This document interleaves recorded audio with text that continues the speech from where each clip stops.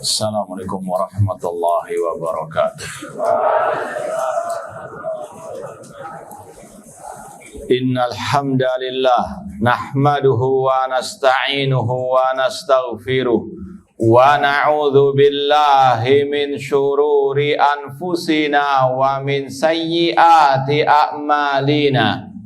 Man yahdihillahu fala mudhillalah wa man yudlil fala hadiyalah. Ashhadu an la ilaha illallah wahdahu la syarikalah wa ashhadu anna Muhammadan abduhu wa rasuluh. Ya ayyuhalladzina amanu taqullaha haqqa tuqatih wa la tamutunna illa wa antum muslimun. Ya ayyuhan nasu taqu rabbakum alladzi khalaqakum min nafsin wahidah wa khalaqa minha zawjaha wa batha minhuma rijalan katsiran wa nisaa'a wattaqullaha alladzi tasaaluna bihi wal arham innallaha kana 'alaikum raqibah. Ya ayyuhalladzina amanu taqullaha wa qulu qawlan sadida yuslih lakum a'malakum wa yaghfir lakum dhunubakum wa may yuti'illaha wa rasulahu faqad faza fawzan 'azima. Amma ba'd, fa inna asdaqal hadithi kitabullah wa khairal hadi hadi Muhammadin sallallahu alaihi wasallam wa syarrul umuri muhdatsatuha wa kullu muhdatsatin bid'ah wa kullu bid'atin dhalalah wa kullu dhalalatin finnar. Kaifa halukum? Aftartum aw sha'imun? Musta'idun lid-dars? Waffaqakumullah jami'an. Taib, ikhwani fillah wa akhwati rahimani wa rahimakumullah. Alhamdulillah, segala puji bagi Allah Subhanahu wa taala yang mempertemukan kita kembali dalam kajian kitab I'tiqad Sufyan Ats-Tsauri atau akidah Imam Sufyan Ats-Tsauri rahimallahu taala. Semoga Allah Subhanahu wa taala senantiasa memberikan kepada kita keistiqomahan dalam belajar akidah salaf dan berpegang teguh dengannya sampai akhir hayat kita nanti. Baik, ikhwani fillah wa akhwati rahimani wa rahimakumullah, sampai kita pada pembahasan terakhir dari kitab I'tiqad Sufyan Ats-Tsauri atau akidah Imam Ats-Tsauri rahimallahu taala. Kita baca lagi ucapan Sufyan Ats-Tsauri, ya Syu'aib la yanfa'uka ma katabta hatta taras salata khalfa kulli barrin wa fajirin. Wahai Syu'aib, tidak bermanfaat bagimu apa yang engkau tulis sampai engkau berpendapat salat di belakang setiap pemimpin yang baik maupun yang fajir. Wal jihada madiyan ila yaumil qiyamah. Demikian pula engkau berpendapat jihad itu berlaku sampai hari kiamat, yaitu di belakang pemimpin kaum muslimin. Wasabra tahta liwa'is sultan jara'am adalah, dan bersabar di bawah bendera pemimpin kaum muslimin yang curang, yang dolim ataupun yang adil. Ikhwani fillah wa akhwati rahimani wa rahimakumullah, ini merupakan salah satu pembahasan yang hampir ada dalam kitab-kitab akidah salaf. Bahkan tadi malam kita kajian akidah Imam Syafi'i juga membahas masalah yang satu ini. Meskipun kemarin-kemarin sudah kita bahas dari kitab yang lainnya, namun ini min babi at-tadzkir fa inna dzikra tanfa'u al-mu'minin. Kata para ulama, selayaknya untuk terus diingatkan pembahasan-pembahasan yang semisal dengan ini, karena banyaknya syubhat di tengah-tengah kaum muslimin. Bahkan kalau kita bisa katakan baik dari dalam maupun dari luar, baik yang dikenal dengan kebid'ahannya ataupun yang masih dikenal dengan pengakuannya sebagai ahlus sunnah, namun masih ada penyimpangan-penyimpangan dalam bab yang satu ini. Maka tidak boleh ada kata bosan, tidak boleh ada kata sudah khatam, tidak mau membahas masalah yang satu ini. Naudzubillah min dalik. Ya, karena bagaimanapun juga ketika syubhat itu menghantam terus, tergantung bisa runtuh akidah yang dulunya kokoh kalau tidak diingatkan, tidak dimurajaah lagi. Maka sebagaimana yang kita sering sampaikan dari rangkuman apa yang dikatakan oleh para ulama dalam kitab-kitab akidah, ada 10 akidah dan sikap ahli sunnah terhadap pemimpin kaum muslimin. Ya, kalau disimpulkan dari ucapan para ulama-ulama yang ada dalam kitab-kitab akidah, yang pertama al-bai'ah, membaiatnya. Yang mungkin belum pernah mendapatkan kajian ini, mungkin bisa ditulis, mungkin kelas yang ke-7. Yang pertama al-bai'ah, membaiat pemimpin kaum muslimin. Namun sebelumnya kita perlu tegaskan lagi, siapa yang dibaiat? Waliul amr, pemimpin kaum muslimin. Entah itu yang berupa khalifah yang menguasai seluruh dunia Islam kaum muslimin, atau dia bentuknya raja yang menguasai kerajaannya, atau presiden yang menguasai negaranya. Itu baiat terhadap mereka. Ini sudah kita sampaikan tadi malam, tidak harus berupa khalifah. Memang idealnya seperti itu kalau ada sebagaimana zaman al-khulafa ar-rasyidun. Namun sekarang tidak ada khalifah. Maka setiap negeri wajib rakyatnya membaiat pemimpin negeri tersebut. Entah tadi bentuknya kerajaan ataupun kepresidenan. Wajib dibaiat. Apa arti baiat? Baiat adalah meyakini tentang kepemimpinannya, dan nanti akan ada kelanjutan, wajib mendengar dan taat kepadanya dalam hal yang tidak bermaksiat kepada Allah Subhanahu wa ta'ala. Rasul SAW bersabda, man mata wa laisa fi unuqihi bai'ah mata mitatan jahiliyah. Barang siapa mati di lehernya tidak ada baiat, maka dia mati dalam keadaan jahiliyah. Kalau ada misalnya seseorang di negeri ini tidak mengakui presiden yang ada di negeri ini sebagai pemimpin kaum muslimin atau pemimpinnya, kalau dia mati dalam keadaan jahiliyah. Man mata walaysa fi unuqihi bai'a mata mitatan jahiliyah. Mati dalam keadaan jahiliyah artinya dalam keadaan menanggung dosa besar.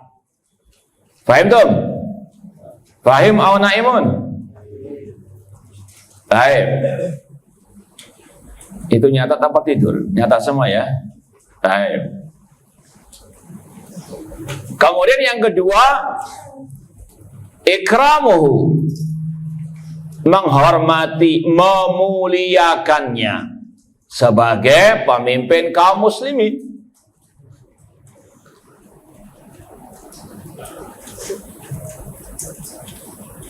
Rasul sallallahu alaihi wasallam bersabda, man akrama sultanallah akramahullah. Barang siapa memuliakan pemimpinnya, maka Allah akan memuliakannya. Man akrama sultanallah akramahullah. Ini merupakan sikap yang bijak terhadap pemimpin kaum muslimin. Bahkan kata Rasulullah SAW dalam hadis yang sahih, ada beberapa perangai yang bisa mengantarkan orang ke dalam surga, di antaranya man dakhala ala amirihi yuridu tauqirahu. Jazakumullah khairan. Bahkan dalam hadis yang sahih, Rasul mengatakan barang siapa yang menemui pemimpinnya untuk memuliakannya, maka kata Rasul dijamin masuk surga. Ya, kata beliau ada beberapa perangai yang barang siapa memilikinya, melakukannya, dia dijamin masuk surga. Di antaranya tadi, man dakhala ala amirihi yuridu tauqirahu.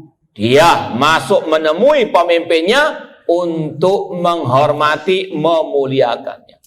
Keutamaan yang luar biasa yang dikatakan juga oleh Syekh Sulaiman Ar-Ruhaili ketika mensyarah hadis ini. Ini yang jarang disampaikan oleh para addu'a, dan bahkan sebaliknya, kalau ada yang mendekat kepada pemimpin, meskipun dari ulama salaf, ulama ahli sunnah, dituduh yang macam-macam, penjilat dan sebagainya. Padahal salah satu pintu masuk surga menghormati pemimpin kaum muslimin. Tentunya dengan niat tadi, ittiba'us sunnah, bukan untuk mengais rezeki ataupun untuk mendapatkan urusan dunia, bukan. Namun dalam rangka ittiba kepada sunnah Rasulullah SAW. Bahkan dalam sebagian kisah yang sudah pernah kita sampaikan, sebagian ulama salaf ketika ketemu dengan pemimpin kaum muslimin pada waktu itu, beliau mencium tangannya. Dalam rangka apa tadi? Ihtiram, menghormati pemimpin kaum muslimin. Ini yang diajarkan oleh Ar-Rasul dan para as-salaf. Ini poin yang kedua. Rasul mengatakan, man akrama sultanallah akramahullah. Barang siapa menghormati pemimpinnya, Allah akan menghormatinya. Yang ketiga, tidak menghina atau mencacinya. Bismillah.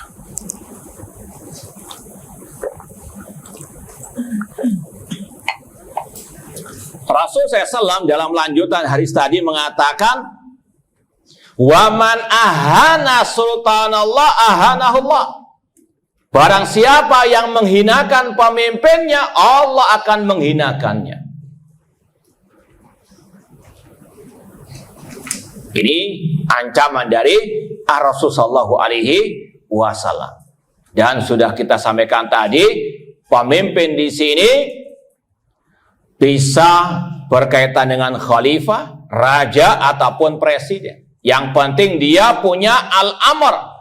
Sebagaimana firman Allah, ya ayyuhalladzina amanu ati Allah wa ati Rasul wa ulil amri minkum. Yang punya power, yang punya kekuasaan di suatu negeri kaum muslimin, itu yang namanya ulil amri, yang wajib dihormati, tidak boleh dihinakan ataupun dicaci maki.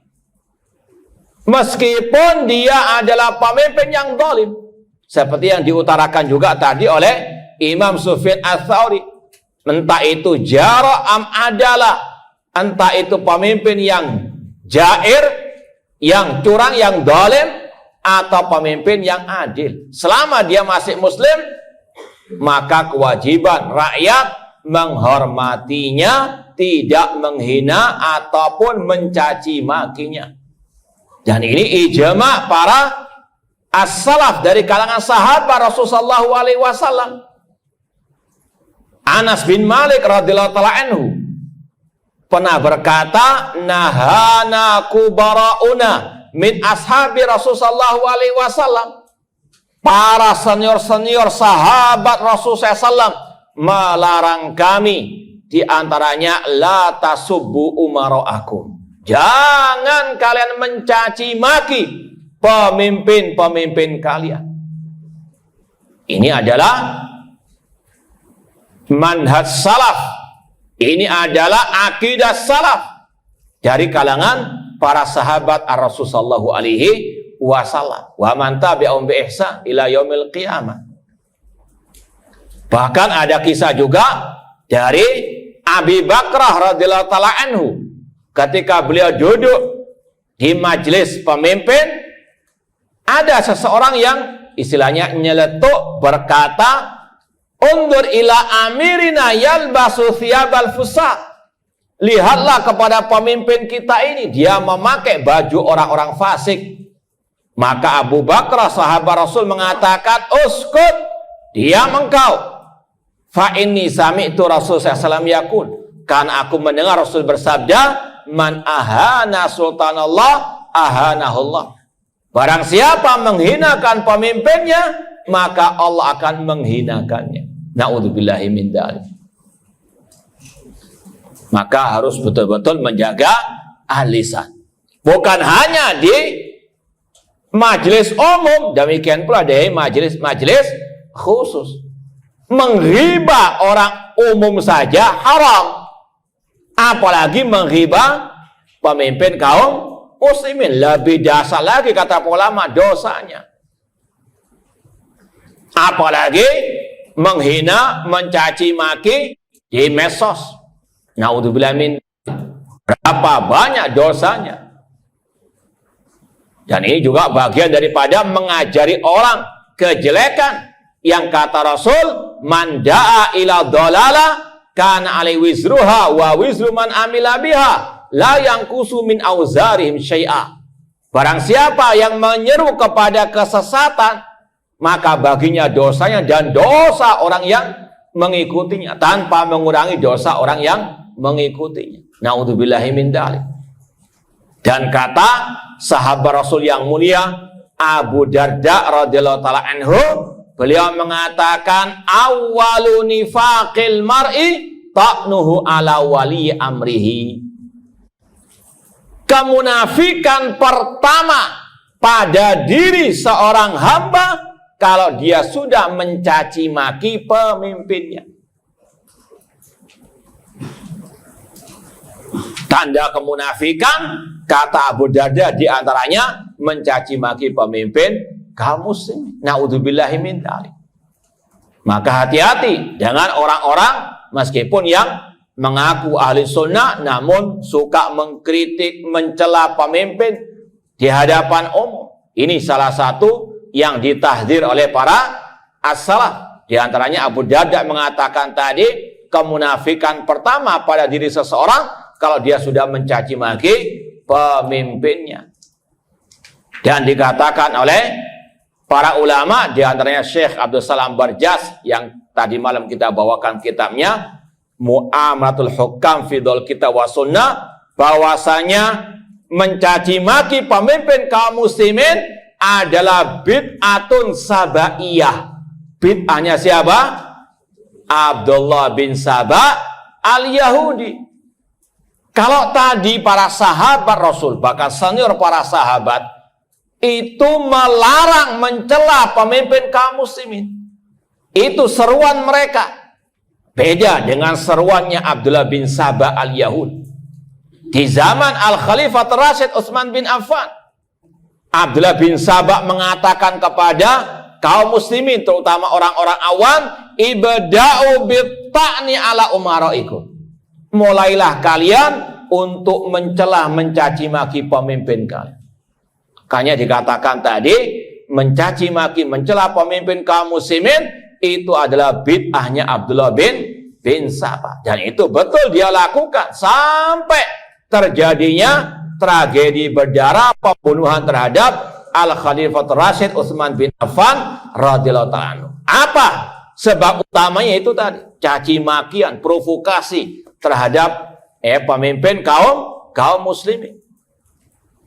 Paham tuh? Nah, yang ngantuk-ngantuk bangun. Baik. Kemudian yang keberapa? Yang keempat. bersabar dalam menghadapi kezaliman pemimpin kaum muslimin.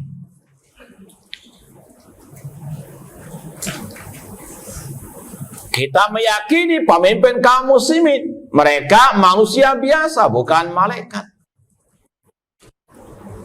Tapi sunnahnya Rasul, ijma' salaf mewajibkan untuk bersabar dalam menghadapi kezalimannya. Sebagaimana kata Imam Sufyan Ats-Tsauri di sini, was-sabra tahta liwa'i sultan jara'au am adalah. Wajib bersabar di bawah bendera pemimpin kaum muslimin yang zalim, yang curang ataupun yang adil. Mana dalilnya? Sabda Rasulullah SAW dalam Sahih Muslim, man ra'a min amiri syai'an yakrahuhu falyasbir. Barang siapa yang melihat dari pemimpinnya sesuatu yang tidak dia sukai, maka bersabarlah. Bersabar dalam menghadapi kezaliman pemimpin kaum muslimin. Rasul mengatakan sekali lagi, man ra'a min amiri syai'an yakrahu falyasbir fa inna man faraqal jama'ata shibran famata mata mitatan jahiliyah. Barang siapa yang melihat dari pemimpinnya sesuatu yang tidak dia sukai, maka bersabarlah. Karena barang siapa yang memisahkan diri dari barisan pemimpin kaum muslimin, lalu dia mati dalam keadaan jahiliyah. Na'udzubillahi min dzalik. Dan ini yang ditegaskan juga oleh para ulama salaf. Seperti Imam Al-Hasan Al-Basri rahimahullah ta'ala. Beliau mengatakan, inna nasa idza ubtulu min kibari sultanihim fasabaru ma labithu an yalfa'allahu dzalika anhum.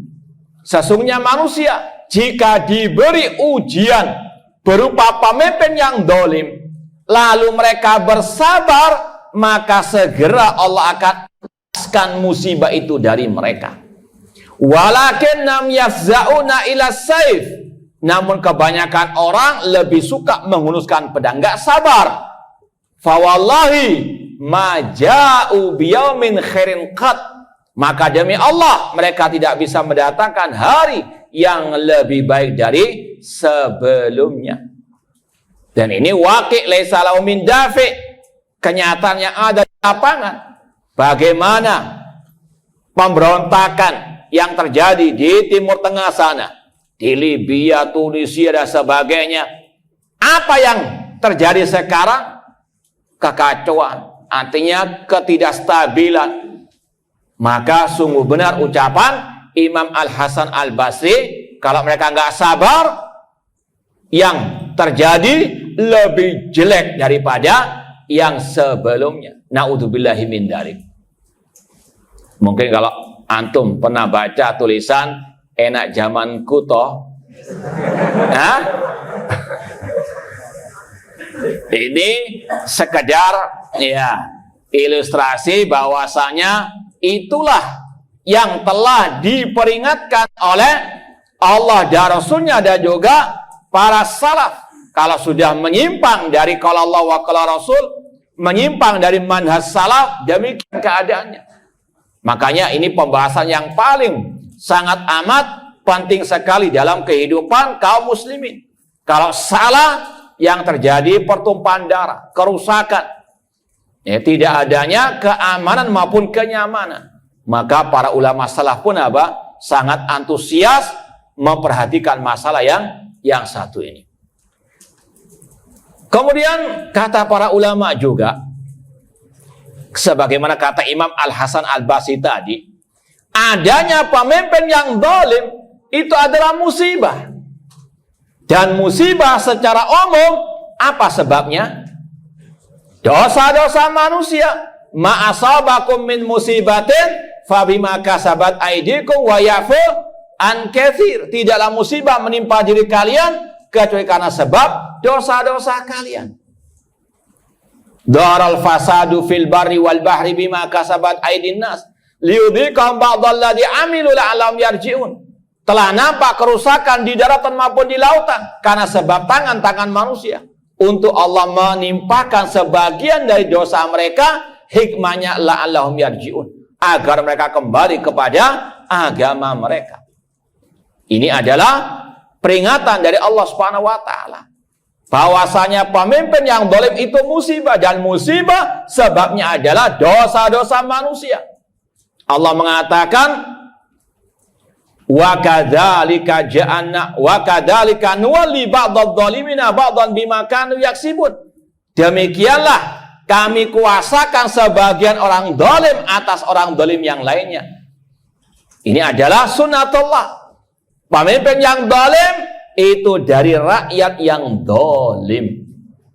Dan itulah isi dari buku yang sudah kita bagikan tadi.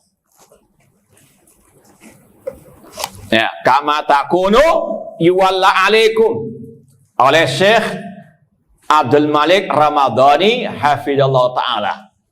Ini sangat bagus sekali, makanya ya kita bagi-bagi tadi. Ya meskipun hanya sedikit. Intinya kata beliau sebagaimana dalam judulnya, kama takunu yuwalla alaikum. Pemimpin itu cerminan kalian atau bayangan kalian. Antum kalau berdiri di depan cermin, di cermin itu yang muncul mukanya siapa? Hah? Mukanya siapa? Kalau yang lain aja itu. Hah? Penampakan ya. Ya, yang normalnya kalau manusia berdiri di hadapan cerminnya, yang muncul adalah wajahnya, bentuk tubuhnya. Demikian dengan pemimpin. Kalau pemimpinnya itu zalim, maka rakyatnya itulah yang menyebabkan pemimpin apa? Zalim. Rakyatnya atau pemimpin itu zalim, itu adalah bayangan dari rakyat yang zalim. Paham ya? Itu inti dari pembahasan kitab yang kita bagi tadi. Ya, kepada sebagian yang bisa menjawab. Maka sedikit kita perlu nukil beberapa hal yang dicantumkan oleh penulis Syekh Abdul Malik Ramadhani dari ucapan ulama-ulama salaf tentang masalah ini. Dan ini merupakan manhaj Ahlussunnah. Nanti dari sini akan muncul manhaj salaf dalam mereformasi, ya, dalam merubah. Kalau kita sudah tahu penyakitnya, kita tahu obatnya. Ini yang membedakan dakwah salafiyah dengan dakwah harokiyah atau yang semisal dengannya. Kalau kelompok-kelompok harokah, mereka mengatakan pemimpin yang zalim itu karena ya kita nggak masuk politik. Ya, maka kita mau rubah dari sisi apa? Politik. Masuklah ke mereka kepada apa? Politik yang penuh dengan kemunafikan dan seterusnya. Hancurlah mereka di dalamnya. Ada pun yang mengatakan pemimpin yang zalim itu karena kita nggak mau jihad. Ini ala apa? Takfirin, jihadiin. Maka apa solusinya? Dikudeta. Adapun dakwah salafiyah tidak. Dakwah salafiyah sebagaimana Ahlussunnah wal Jamaah, naduru ma'asunnah haitsu darat. Kita berputar bersama sunnah kemana sunnah itu berputar. Di antaranya dalam masalah ini adanya pemimpin yang zalim itu berdasarkan dalil entah dari Al-Quran atau Sunnah atau dari ijma' salaf, itu sebabnya dosa rakyat. Maka kalau sudah tahu penyakitnya, sebabnya, maka solusinya, obatnya merubah rakyat terlebih dahulu. Itulah yang dinamakan dengan at-tasfiyah wa at-tarbiyah. Innallaha la yughayyiru ma biqaumin hatta yughayyiru ma bi anfusihim. Allah enggak akan merubah nasib suatu kaum sampai mereka merubah diri mereka. Bukan merubah yang atas, kata Allah, merubah mereka sendiri. Paham ya? Maka ini pembahasan yang sangat penting dari ya kita mengetahui apa penyakit, apa sebabnya, baru kita tahu apa obatnya. Ya, orang-orang sebagaimana tadi kelompok harokiyin itu ibaratnya seperti seperti dokter, ya, tidak tahu apa penyebab penyakit, kemudian apa, ngasih obat yang salah, malpraktek.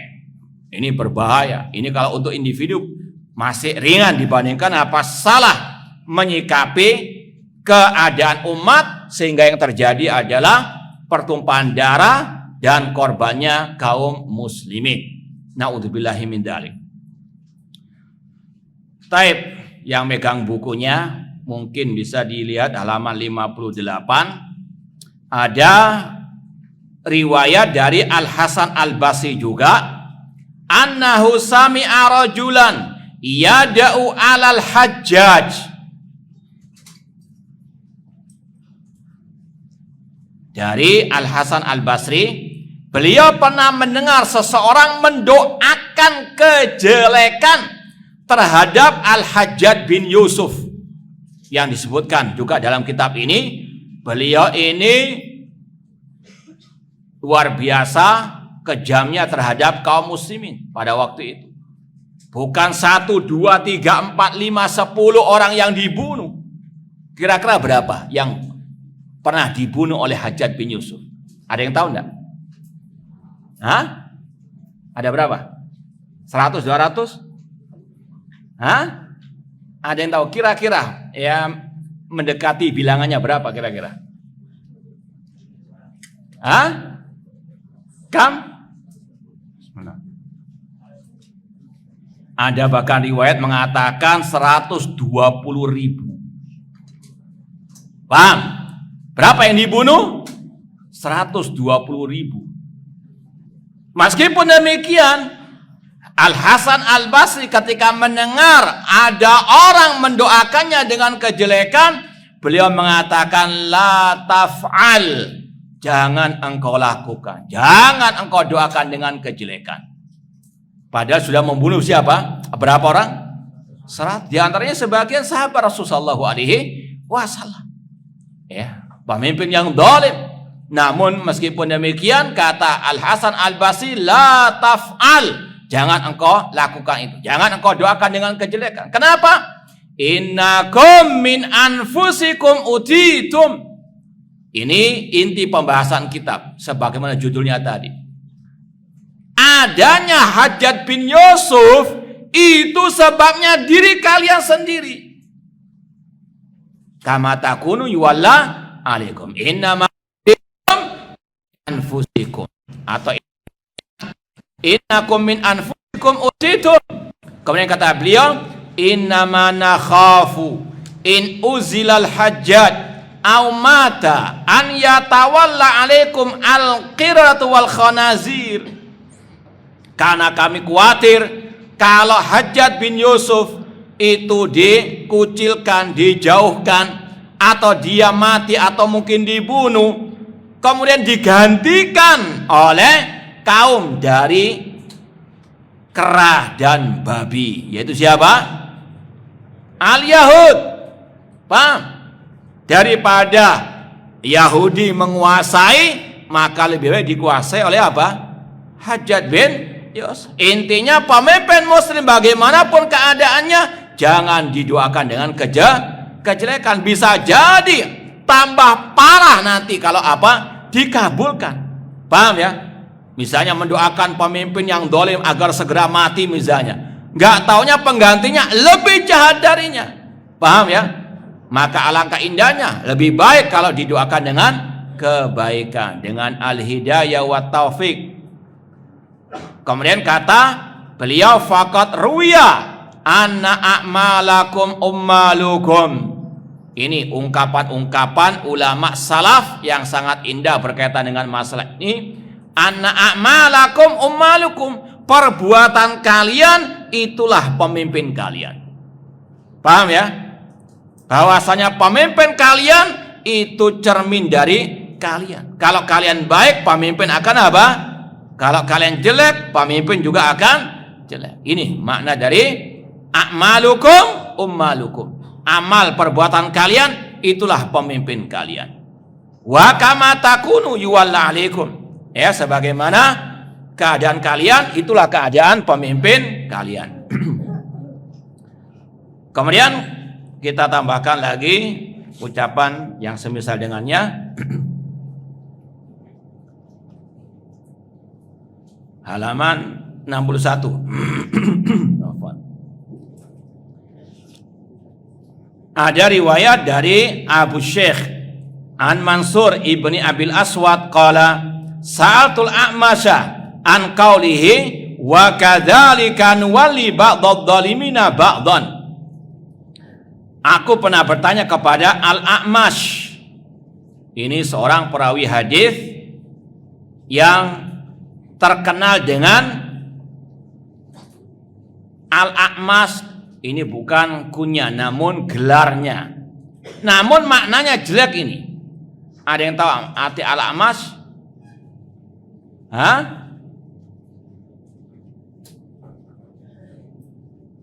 Yang apa? Cacat matanya. Ya mungkin kayak, maaf, afwan, kayak apa? Kero, ya apa kero itu namanya? Hah? Ya kayak kurang lebih seperti itulah. Ada cacat di matanya. Beliau seorang perawi hadis yang nama aslinya ada yang tahu? Sulaiman bin Mihran. Nah, beliau pernah ditanya tentang firman Allah tadi surat Al-An'am 129. Wa kadzalika nuwalli ba'dadh dhalimina ba'dhan. Demikianlah kami kuasakan sebagian orang zalim atas sebagian yang lain. Ma sami'tahum yaquluna fi. Apa yang engkau wahai A'mash dengar dari mereka, yaitu para salaf, tentang ayat ini? Maka beliau mengatakan qala sami'tum yaqulun idza fasadan nas ummira alaihim syiraruhum. Kata Al-A'mash, para salaf mengatakan apabila manusia telah rusak akidahnya, ibadahnya, akhlaknya, maka yang menjadi pemimpin mereka adalah orang yang paling jelek di antara mereka. Maka jangan salahkan yang atas, namun yang bawah harus introspeksi. Makanya dakwah salafiyah, cara merubah umat dengan apa? Dakwah tauhid. Seperti yang Rasul praktekkan, yang Rasul contohkan. Dakwah dari bawah, bukan dari atas. Bahkan dulu Rasul ditawarkan kepemimpinan oleh orang-orang kafir Quraisy. Rasul tidak mau. Karena memang sunnatullah merubah itu harus dari bawah. Membangun harus dari bawah. Kalau mau membangun umat yang mulia harus dari bawah. Sebagaimana membangun bangunan, membangun rumah. Bisa nggak bangun rumah dari atapnya dulu? Belum ada pondasi, belum ada tiang. Kemudian pasang atapnya dulu. Ada nggak yang seperti itu? Mungkin ada ilmu baru, ada nggak? Mustahil. Man bana baitahu min sakfihi saqata saqfu ala ra'sihi. Ya, barang siapa membangun rumah dari atapnya, atap itu akan jatuh ke atas kepalanya, bocor. Bocor apanya?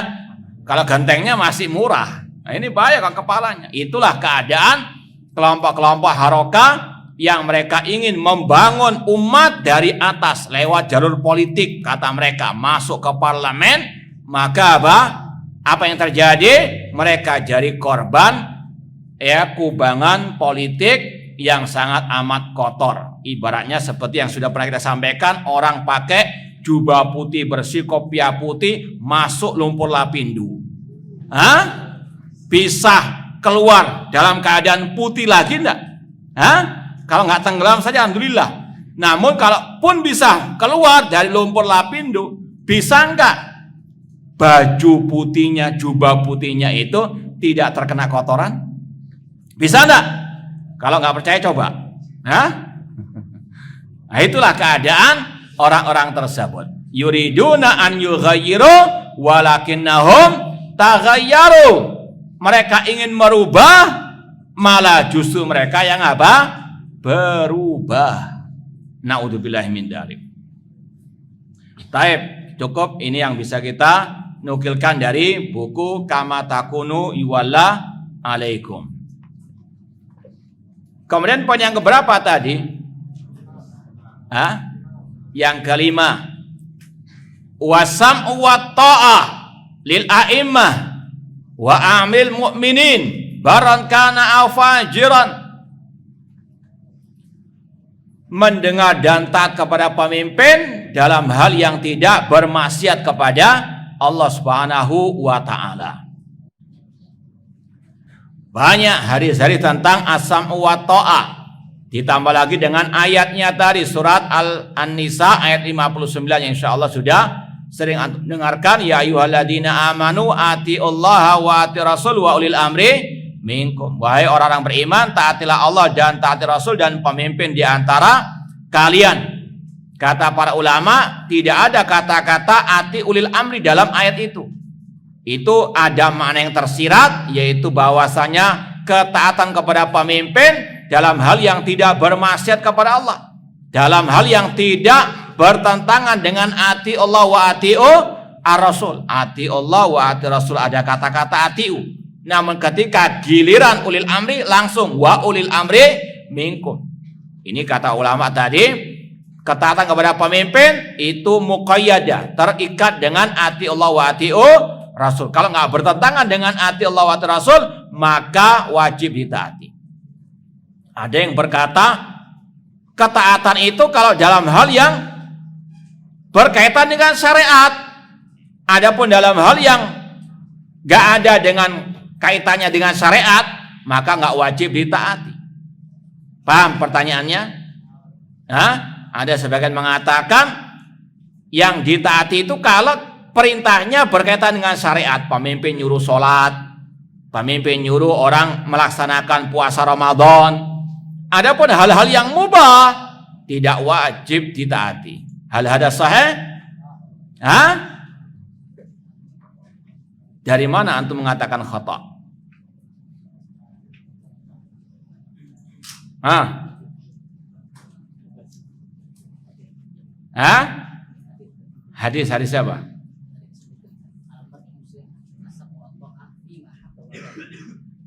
Taib, ahsanta barakallahu fiik. Atau dalam ayat tadi, ya, ati Allah wa ati Rasul wa ulil amri minkum. Di situ secara umum tidak ada perintah yang berkaitan dengan masalah syariat saja. Apalagi kalau dalam kaidah nggak disebutkan objek yang mau ditaati itu apa.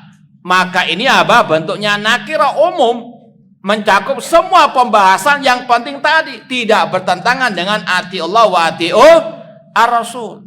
Contoh, peraturan lalu lintas, lampu merah harus berhenti. Wajib ditaati atau tidak? Mana dalilnya? Mana dalilnya? Yaitu tadi, ati Allah wa ati Rasul wa ulil amri minkum. Dan ini yang dipahami ulama. Seperti kalau dikatakan Al-Imam Al-Qurtubi mengatakan al-amrul jaizu idza amara bihi al-hakimu wajabat ta'atuhu wa la mahallat mukhalafatuhu. Perkara yang jaiz, yang mubah, tapi kalau ada perintah langsung dari pemimpin kaum muslimin, maka wajib ditaati, haram diselisihi atau dilanggar. Paham tum?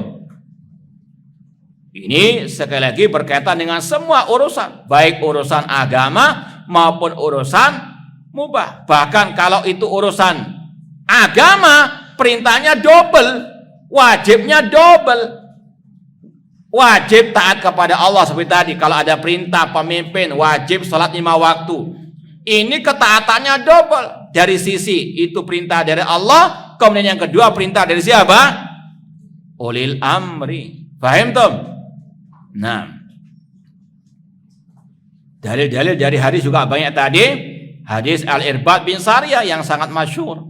Usikum bitaqwallah azza wa jalla wa sam'i wa ta'ah. Aku wasiatkan kalian mendengar dan aku wasiatkan kalian untuk bertakwa kepada Allah azza wa jalla, mendengar dan taat meskipun dari budak Ethiopia pemimpin kalian tersebut. Makna yang tersirat dari wasam'i wa ta'a wa in ta'amara alaikum abrun habasyi. Meskipun pemimpin itu dari budak Ethiopia, makna yang tersirat kata para ulama dari ucapan tersebut, meskipun pemimpin tersebut menggapai kepemimpinannya lewat jalur yang tidak syar'i. Kalau sudah menjadi penguasa, berkuasa diantaranya dengan kudeta, prosesnya salah, kudeta batil salah. Tapi kalau sudah menjadi pemimpin, sudah berkuasa, maka wajib dibaiat, didengar dan ditaati. Faham tum? Ini untuk membantah syubhat bahwasanya kalau pemimpin dipilih lewat jalur yang tidak syar'i, kata mereka tidak wajib didengar dan ditaati. Maka Rasul membantah dengan sabda beliau, wa in ta'ammara alaikum abadun habasyi. Dan ini yang juga dikatakan oleh Imam Asy-Syafi'i tadi malam. Kata Imam Syafi'i dan juga yang dikatakan oleh Imam Ahmad rahimahullah, wasam wa ta'a lil a'imma wa amiril mu'minin baran kana aw fajiran wa man waliya wa man istaman nasu alaihi wa radu bihi wa man waliyahum bisayfi. Wajib mendengar dan taat kepada pemimpin yang zalim maupun yang adil, dan juga pemimpin yang berkuasa lewat kudeta. Selama sudah berkuasa lewat jalur apa saja, tetap dibaiat, didengar dan ditaati. Dan sudah saya sampaikan, pembahasan ini sebetulnya butuh tahunan, ya, butuh membantah berbagai macam banyak syubhat-syubhat. Dan sudah kita berikan kemarin beberapa referensinya, diantaranya kitab yang juga ditulis oleh Syekh Abdul Malik Ramadhani, Tali'atul Hiwarid Darid Baina Sunnati wal Khawarij. Itu membantah lebih dari 70 syubhat, diantaranya berkaitan dengan kekhalifahan dan juga masalah jihad dan yang lainnya. Taib, waktunya sudah mepet, kita percepat. Poin yang keberapa? Yang keenam, yaitu an-naseha, ad-dinun naseha, menasihati pemimpin. Boleh enggak menasihati lewat medsos, FB, Instagram? Mana dalilnya? Taib. Man arada an yansaha li sultanin fala yubdihi alaniyatan. Ini kita sampaikan, kita tanyakan dalilnya paling tidak, ya.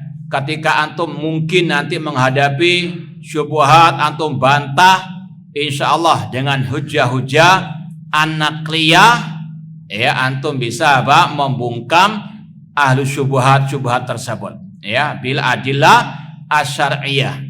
Paham toh? Nah, Rasul mengatakan barang siapa yang ingin menasihati pemimpinnya dengan sesuatu nasihat, fala yubdi alaniyata, jangan di hadapan umum, entah di medsos ataupun di mimbar-mimbar khutbah pengajian. Kata Rasul, fala yubdi alaniyata walakin yakhud biyadi, namun ambil tangannya, berduaan dengannya, fa in qabila fadak, jika diterima alhamdulillah, wa illa qad kana ladhi adda alaihi, dan dengan ucapan yang lemah lembut, faqula lahu qaulan layyinan la'allahu yatadzakkaru au yakhsha. Poin yang keberapa lagi? Yang 7, yaitu mendoakan pemimpin dengan kebaikan. Rasul SAW mengatakan, khiyaru a'immatikum alladzina tusalluna alaihim wa yusalluna alaikum. Sebaik-baik pemimpin kalian yang kalian mendoakan mereka dengan kebaikan dan mereka mendoakan kalian dengan kebaikan. Dan Imam Al-Barbahari rahimahullah ta'ala pernah berkata, idza ra'aita rajulan yad'u 'ala sultan fa'lam annahu sahibu hawa.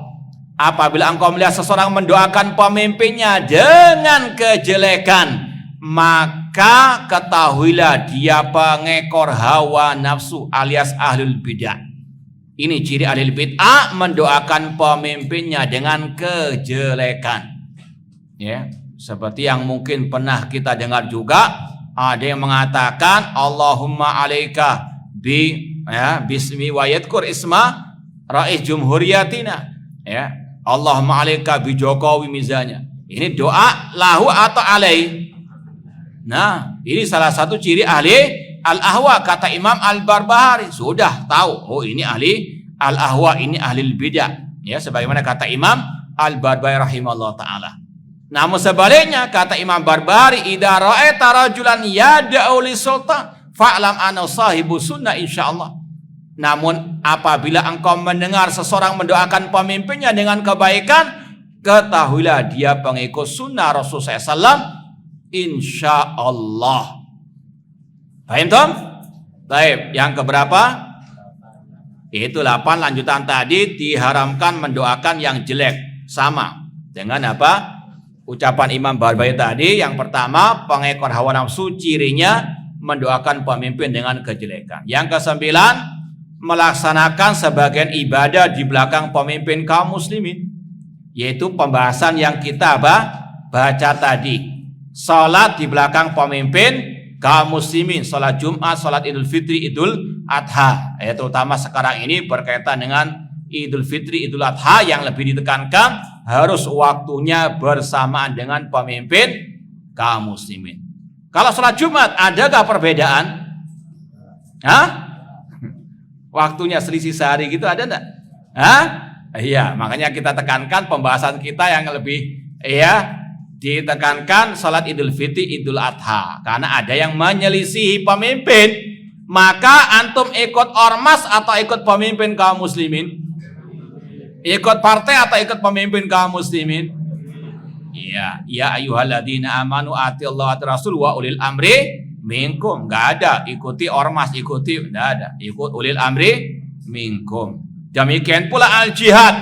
Ini tadi malam sudah kita bahas, ya, jihad, entah jihad difa, membela diri, membela negeri kaum muslimin, atau menyerang negeri kafir, itu harus dengan komando pemimpin kaum muslimin. Dalilnya innamal imam junnatun yuqatalu min waraihi. Pemimpin adalah perisai yang kaum muslimin berjihad di belakangnya. Syarat jihad harus ada komando dari pemimpin kaum muslimin. Kemudian kata Sufyan, kita lanjutkan sedikit.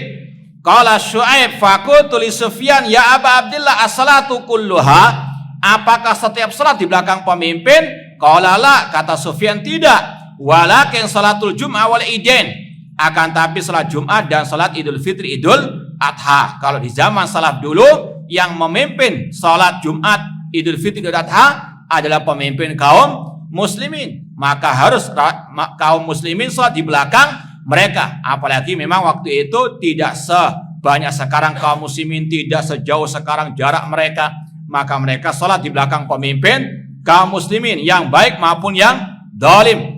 Bahkan kata Imam Ahmad, barang siapa yang menganggap tidak sah salat di belakang pemimpin, dia mubtadi. Dan ini yang juga dikatakan oleh Imam Asy-Syafi'i rahimahullah yang kita bahas tadi malam. Shalli khalfa man adrakta, salatlah di belakang yang engkau jumpai. Wa amma sa'iru dzalik fa anta mukhayyar. Adapun selain salat Jumat, Idul Fitri, Idul Adha, maka engkau bebas memilih. Kemudian beliau mengatakan la tusalli ila khalfa man tasik bihi, jangan engkau salat kecuali di belakang orang yang engkau sikoh terhadapnya. Dan kata beliau wa ta'lam anna min ahli sunnah wal jamaah, dan bahwasanya engkau tahu pemimpin salat tersebut, imam salat tersebut dari ahli sunnah wal jamaah.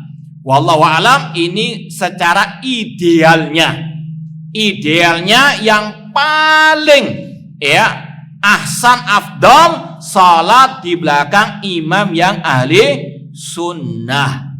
Paham Tom?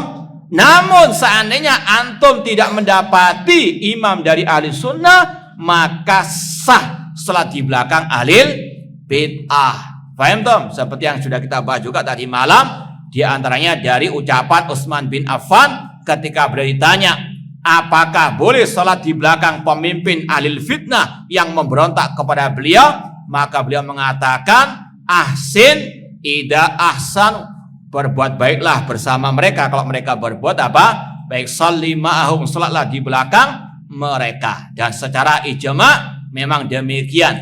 Sah salat di belakang alil bid'ah selama dia masih muslim. Paham Tom? Meskipun yang afdal salat di mana? Di tempat di belakang imam ahli sunnah. Bahkan ulama mengatakan man tarokas salah khalfal mubtadi fahuwa mubtadi. Barang siapa yang tidak mau salat di belakang alil bid'ah, yaitu dengan keyakinan tidak sah salat di belakangnya, maka dialah yang juga mubtadi. Kenapa? Menyelisih manhaj salaf. Sahabat saja yang sangat keras kepada alil bid'ah tetap salat di belakang alil bid'ah. Paham Tom? Paham Tom lah? Boleh nggak salat di belakang orang kafir? Iya, ngetes ngantuk ndak antum? Boleh nggak salat di belakang kelompok Syiah Rafidhah? Kenapa? Iya, sebagaimana kata Imam Bukhari, la ubali sallaitu khalfal yahudi awin nasrani am sallaitu khalfal jami awir rafidi. Boleh nggak salat di belakang alil bid'ah? Boleh nggak salat di belakang ahli sunnah? Sangat boleh. Nah, ya biar nggak ngantuk antum. Baik, kemudian yang terakhir, ya Syu'aib ibn Harbin idza waqafta, atau tadi afwan kurang satu ya, poin-poin yang 10 tadi. Yang terakhir, haramnya mengkudeta terhadap pemimpin kaum muslimin. Tadi sebutkan 9 sikap dan akidah Ahlussunnah terhadap pemimpin. Yang terakhir yang 10, haramnya mengkudeta pemimpin kaum muslimin. Dalilnya sabda Rasul SAW dalam Sahih Muslim, kata Ubadah bin Samit, bayakna Rasulullah SAW ala sam'i wa ta'ah fi usrina wa yusrina wa mansyatina wa makrahina wa athratin alaina wa alla nunazil amru ahlahu illa antara kufran dawahan indakum minallahi fihi burhan. Kata Ubadah bin Samit, Rasul melarang kami mengkudeta pemimpin kecuali kalau kalian melihat kekafiran yang nyata dari pemimpin tersebut dan kalian memiliki bukti di sisi Allah Ta'ala. Itu poin yang terakhir, dilarang mengkudeta pemimpin yang muslim. Ini secara ringkas sekedar murojaah saja. Dan yang terakhir dari i'tiqad Abi Abdullah Sufyan bin Sa'id Ats-Tsauri radhiyallahu anhu, beliau mengatakan, ya Syu'aib ibn Harb idza waqafta baina yadil azza wa jalla fas'alaka an hadzal hadits faqul ya rabbi haddatsani bi hadzal hadits Sufyan ibn Sa'id Ats-Tsauri summa khalli baini wa baina rabbi azza wa jalla.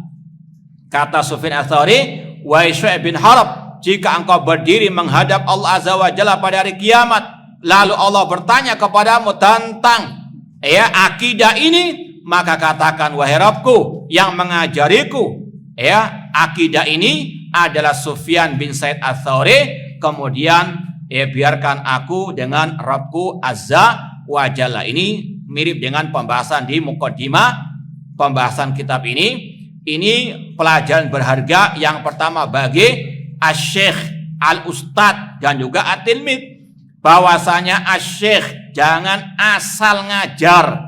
Karena apa? Semuanya akan ada pertanggungjawaban di hari kiamat.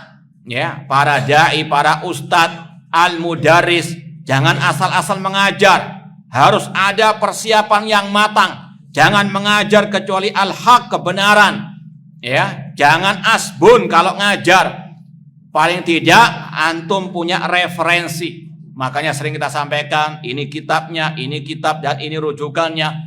Antum sebagai al-mudarrisun, sekali lagi pertanggungjawabannya pada hari kiamat kita semuanya sangat besar di sisi Allah. Ini urusan agama Allah. Ini sangat besar masalahnya, pertanggungjawabannya. Makanya Allah mengatakan, "Waman azlamu mimman iftara 'alallahi kadziba." Siapakah yang lebih zalim daripada orang yang berdusta atas nama Allah, berkata tentang agama Allah tanpa ilmu. Naudzubillahi min dzalik.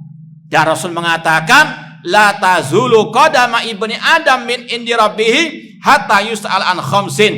Tidak akan bergeser telapak kaki manusia dari sisi Allah sampai ditanya tentang 5 hal. Di antaranya an ilmihi mada amila bih, tentang ilmunya. Kata para ulama, tentang ilmu yang dia sampaikan itu hak atau batil, itu ilmu yang berdasarkan qala Allah wa qala Rasul, atau hanya apa? Karangan-karangan dia sendiri atau asbun saja.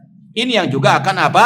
Diminta pertanggungjawaban. Makanya ini ditekankan oleh Sufyan Ats-Tsauri bahwasanya seorang ustaz, seorang guru harus betul-betul tahu bahwasanya apa yang akan dia sampaikan semuanya akan diminta pertanggungjawaban di sisi Allah. Dan kalau dia salah menyampaikan, dia asal-asalan menyampaikan, ingat kalau dia sesatkan 1, 2, 3, 4 bahkan lebih dari itu, akan apa?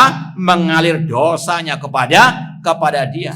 Maka sekali lagi, pahala berdakwah, pahala mengajar itu luar biasa besarnya. Wa man ahsanu qolan mimman da'a ilallah, namun harus ikhlas dan ittiba. Apa itu ittiba? Yaitu tadi mengajarkan qala Allah wa qala Rasul wa qala as-sahabah. Dan bagi tilmid pelajar yang berharga, jangan asal-asal mencari guru agama, harus yang memang di atas akidah shahihah, manhaj yang benar dan berkompeten dalam masalah ilmu agama. Semoga Allah Subhanahu wa taala menyelamatkan kita fid dunya wal akhirah. Wallahu taala a'lam.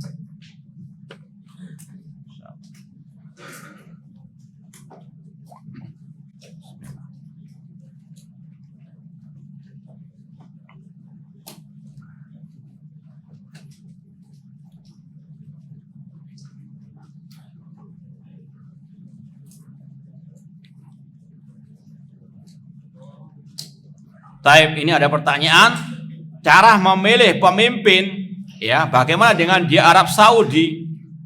Maka kita sudah katakan, pada kajian kemarin, Taib, tanpa hadiah. Apa dua cara pemilihan pemimpin yang Islami, yang syar'i? Ya, dengan apa? Istikhlaf. Yang kedua dengan apa? Musyawarah al-hali wal aqd. Sekarang kalau ada raja menunjuk anaknya jadi pemimpin, itu masuk yang mana? Sama dengan istikhlaf, apa bedanya? Nah, adapun kerajaan Muawiyah bin Abi Sufyan dinamakan apa? Termasuk mulukil muslimin. Paham? Ya, tidak ada apa aib, tidak ada apa larangan. Cuma memang sekarang ini, terutama di saat sekarang ini, memang media, memang orang-orang harokah menyudutkan Arab Saudi, dituduh tidak mau membantu Palestina. Paham Tom? Bahkan ada yang menggelari, menjuluki dengan Yahudi Arabia. Atau Yahudi apa? Ya betul ya, Yahudi Arabia. Na'udzubillah min dalik, kabrat kalimatan takhruju min afwahim iyakuluna illa kadhibah. Terlebih lagi ketika Syiah Rafidhah lagi pansos. Apa pansos? Nah, lagi apa? Bersandiwara seolah-olah dia yang membantu kaum muslimin. Ini adalah apa? Memutarbalikkan fakta. Negara Saudi Arabia mereka luar biasa bantunya kepada Palestina. Cuma tidak keluar-keluar sebagaimana apa? Iran ataupun yang lain dari Syiah Rafidhah yang tong kosong nyaring bunyinya. Nah, qatalahumullah.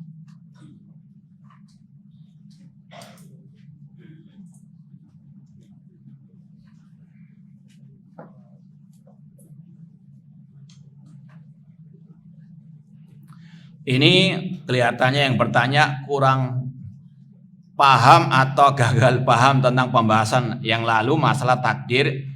Perdebatan Nabi Adam dan Musa. Nabi Adam berdalil bahwa kemaksiatannya adalah takdir dari Allah. Hal hadza al-kalam sahih? Nah, paham enggak pertanyaan ini? Paham enggak pernyataan dari pertanyaan ini? Bahwasanya Nabi Adam berhujjah dengan takdir dalam masalah kemaksiatannya. Dalam hadis Hajja Adam Musa. Pernyataan ini benar atau betul? Salah atau betul? Apa salahnya?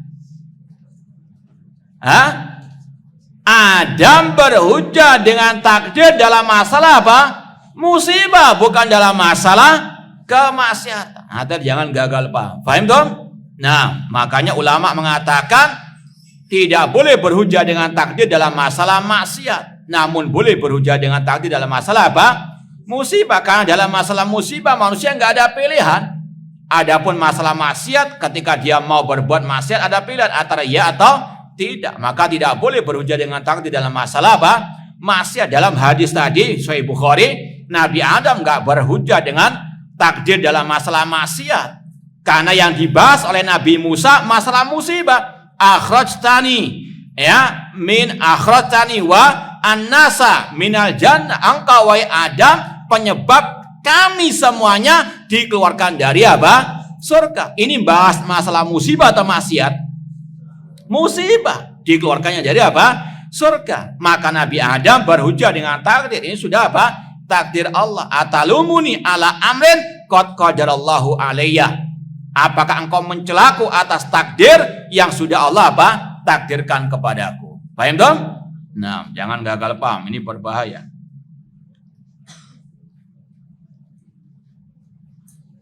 Ini syubhat orang-orang politikus, ya. Kalau kita nggak masuk politik, nanti bagaimana negeri kita dipimpin oleh orang-orang yang, ya, maka kita katakan, ya, naduru masunnah haitsu darat as-sun ad-dalil ahlus sunnah qala Allah wa qala apa?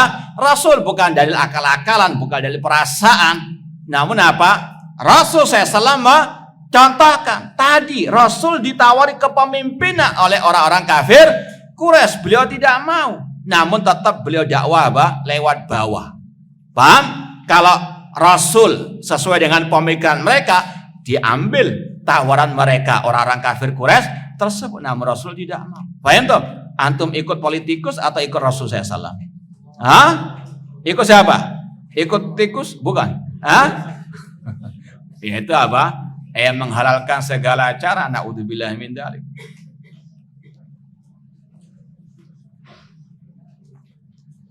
Taib, ana rasa cukup sekian, kurang lebihnya mohon maaf. Wa jazakumullahu khairan. Aku qouli hadza wa akhiru da'wana anil hamdulillahirabbil alamin. Wassalamualaikum warahmatullahi wabarakatuh. Dan kita katakan alhamdulillahilladzi bi ni'mati tatimmu as-shalihat. Kita sudah khataman akidah Sufyan Ats-Tsauri, namun yang paling penting al-fahmu, kalau bisa al-hifdzu. Wallahu taala alam.